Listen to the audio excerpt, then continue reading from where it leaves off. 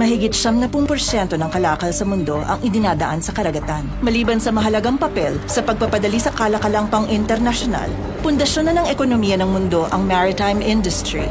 Dahil dito, nagiging kilala na itong gawing target ng mga terorista, mga kriminal at mga nagpoprotesta. Totoo ang bantang pangsiguridad na ito. Maaaring mangyari ang pag-atake anumang oras kahit saan. Sa mga infrastruktura sa loob man o labas ng pantalan. Sa ating mga barko at mga sasakyang pumapasok sa pantalan, maging online. Ang namamagitan sa atin at sa bantang ito ay ang ating seguridad.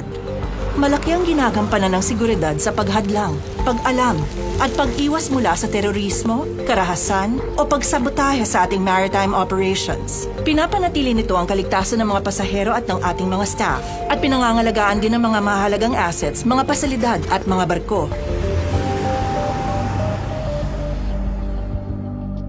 Sa lahat ng oras, ipinapairal ang hakbang pangsiguridad na pinagpapasyahan ng security level. Ipinapaalam sa kanila ang mga nakikitang banta na ikinahaharap ng maritime industry sa anumang oras. Kapag tumaas ang antas ng banta, tumataas din ang ating hakbang pangsiguridad mula sa CCTV at ID passes hanggang sa checkpoints at search protocols. Nakadesenyo ang mga hakbang pangsiguridad base sa alam na paraan ng pag-atake at mga kahinaan ng isang posibleng target. Masyadong advance ang ilang hakbang pang-seguridad na hindi ito nakikita. Pero ang lahat ng ito ay may dahilan at dapat sundin sa lahat ng oras. Trabaho niya ang tiyaking nasusunod ang mga ito. Siya ang Port Facility Security Officer.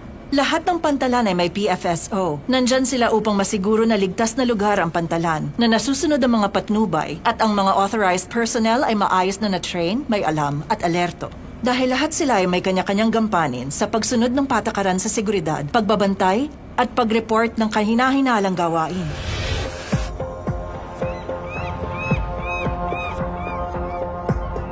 Restricted area ang lugar na ito. Nasa loob nito ang mga tao, mga bagahe, mga produkto at mga sasakyan na kinakailangang suriin. Matibay ang seguridad dahil sa sunod-sunod na hakbang pang-seguridad na pumoprotekta rito.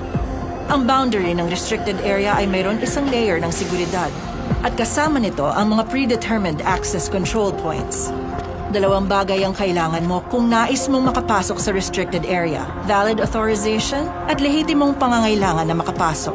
Dapat ay mayroon ka ng pareho nito. Isinasagawa rito ang mga nararapat na pagkakapkap o pagsusuri ng mga tao, mga sasakyan at mga bag, para masiguro na walang makakapasok na ipinagbabawal na bagay sa loob.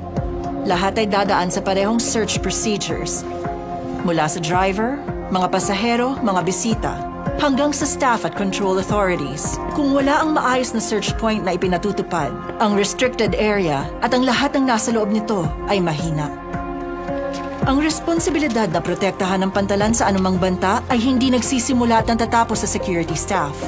Lahat ay dapat may pakialam sa seguridad. Lahat ng staff ay dapat maging mapagmatyag kapag nasa loob ng pantalan.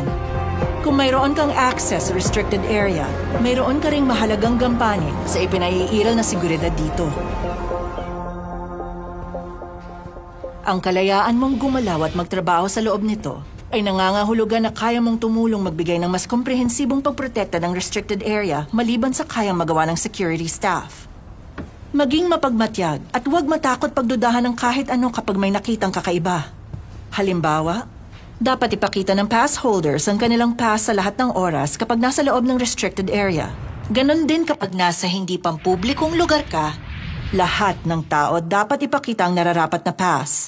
Kapag may nakita ka na walang pass, o invalid, o expired, o maling pass para sa lugar na pinasok nila, tanungin mo sila kung yun sa tingin mo ang tama at safe na gawin sa pagkakataong yon. Hindi mahalaga kung sino sila. Walang hindi kabilang. Dapat mo rin itong ipagbigay alam sa security. Kapag nawala ang iyong pass o may alam kang gumagamit ng hindi tama, kailangan itong ipagbigay alam sa pass office o sa iyong line manager hanggat maaga. Sa mga access-controlled areas, huwag kang magpapapasok ng ibang tao sa pinto o gate na binuksan mo gamit ang iyong pass. Huwag tukuran ng mga pinto o gate sa anumang oras. At kapag nakakita ka ng sirang pintuan, gate, fencing o lock, ipagbigay alam mo kaagad. Dahil kahit maliit lang na kahinaan sa ating hakbang pangseguridad ay maaaring pagsamantalahan. Ang iyong tungkulin sa pantalan at ang iyong kaalaman kung paano ito tumatakbo ay nagbibigay sa iyo ng kamalayan. Kung ano ang hindi mapapansin ng iba, kaya mong makita ng walang hirap. Sasakyan na may maling pass. Bagay na wala dapat dyan. Taong nasa maling lugar.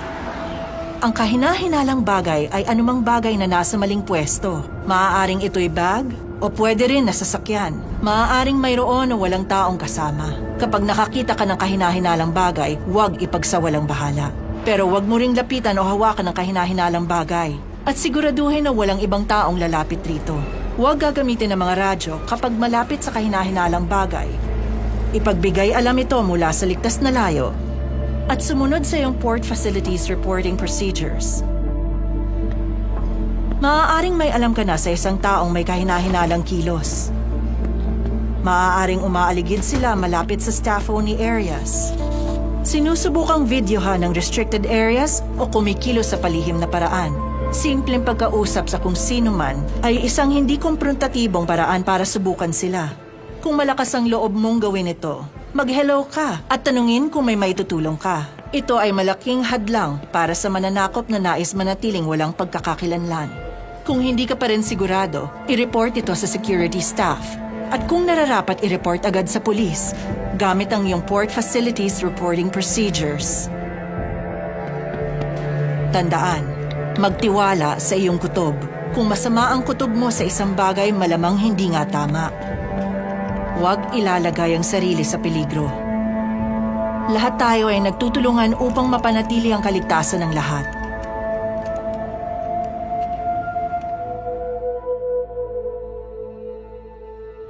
Ang tagaloob na banta ay peligro na ibinigay ng staff sa seguridad ng pantalan, sinasadya man o hindi. Maaari sa iyo mismo ito manggaling. Gaya ng parte mo sa loob ng pantalan, mayroon kang kakaibang kaalaman na maaaring mahalaga para sa iba. Mayroon kang access sa mga lugar na wala ang iba, pero gusto nila. Mag-ingat sa mga nagtatanong tungkol sa mga hakbang pangsiguridad at huwag makipag-usap ng detalye ng mga hakbang pangsiguridad at procedures sa pampublikong lugar o social media. Hindi mo alam kung sino ang nakikinig. Pangalagaan ang iyong mga gamit. Ingatan ang iyong IT equipment, passwords, PIN codes, passes, mga susi at ang iyong uniforme. Dapat alam mo rin ang mga peligro na dala ng iyong mga kasamahan. Maaaring hindi sinasadya ng iba na maging tagaloob na banta. Pwedeng iniisip nila na gumagawa lang sila ng pabor para sa kaibigan. O pwedeng ang banta na dala nila ay sinasadya pala. Pansinin ang pagbabago sa ugali nila, sa kanilang personalidad, pamumuhay, o kakaibang ikinikilo sa trabaho. Kung nag-aalala ka sa kalagayan nila, kumustahin sila. Maraming pwedeng dahilan kung bakit ibang ikinikilos nila.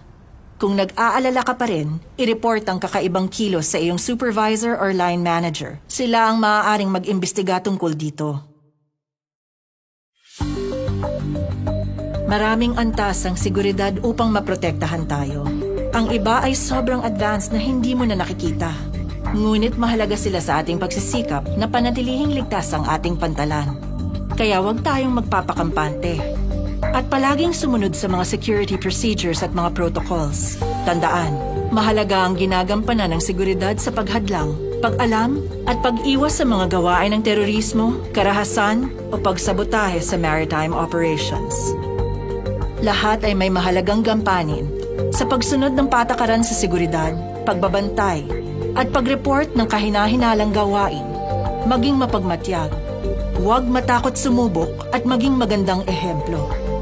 Kung may makikita kang kahina-hinala ang kilos o kapag may nagbigay alam sa iyo ng kahina-hinalang kilos o pag-uugali, huwag ipagsawalang bahala. Ipagbigay alam upang magawan ito ng nararapat na aksyon.